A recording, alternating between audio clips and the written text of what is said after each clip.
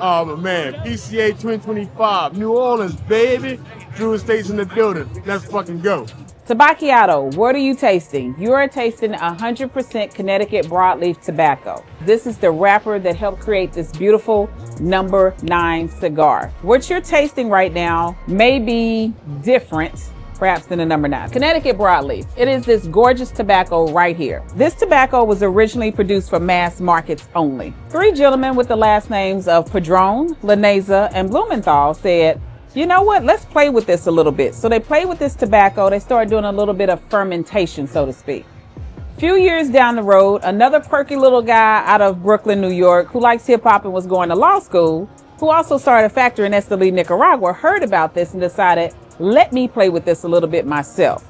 So what JD did was he took this same tobacco, put it in 4,000 to 8,000 pound polones, and then fermented it for 18 months. And the cigar was like, everyone's telling him, you got to do a lighter binder because this is really dark and you don't want, you got to do something mild with it. He doesn't go by the beat of nobody's drum but his own. So JD said, fuck that. That's not what I'm going to do. We're going to use Brazilian Matafina. So you have dark on dark. We pride ourselves in being the best ones to do this process. Now, how did we get to Liga number 9? How did we get this name? It's because after 9 successful blends, we finally got it right.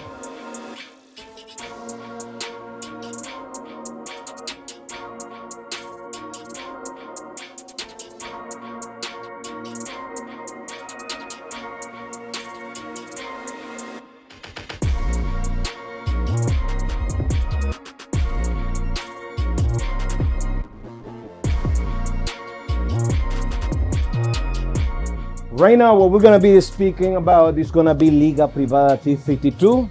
Liga Privada T52, as well as broadleaf for number 9, comes from the same tobacco region. After the tobacco matures to the point to be prime, they do the stack cut, which is very different to compare to what happens in Dominican Republic, and Honduras, and Nicaragua, and Cuba, where they prime the leaf, one leaf at a time, starting from the bottom, going to the top.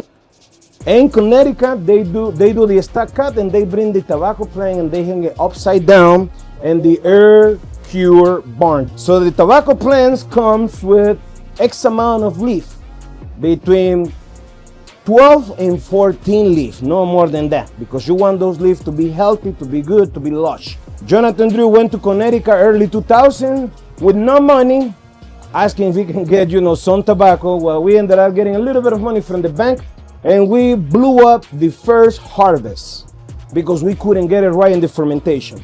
Second year, the same thing happened, but the third year, we got it right. And what happened is, after the air cure process and the cure barn, everything is shipped into containers to Nicaragua. Right there, Manuel Rubio and his team start the fermentation process. You guys remember that Isola told you that it takes a year and a half for that tobacco to be ready? Well, T52 Habano is a hold my beer, because over here it takes 3 years, 36 months.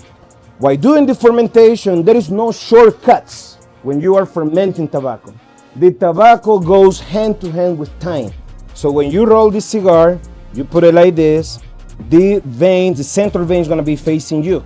So when you make the cut, this is gonna be your fillet, running away from the central vein.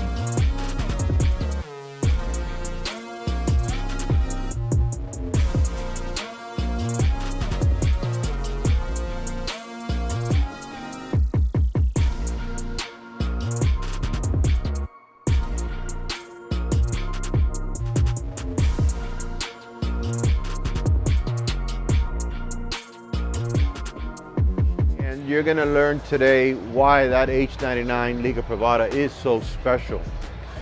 The first reason is because of that wrapper.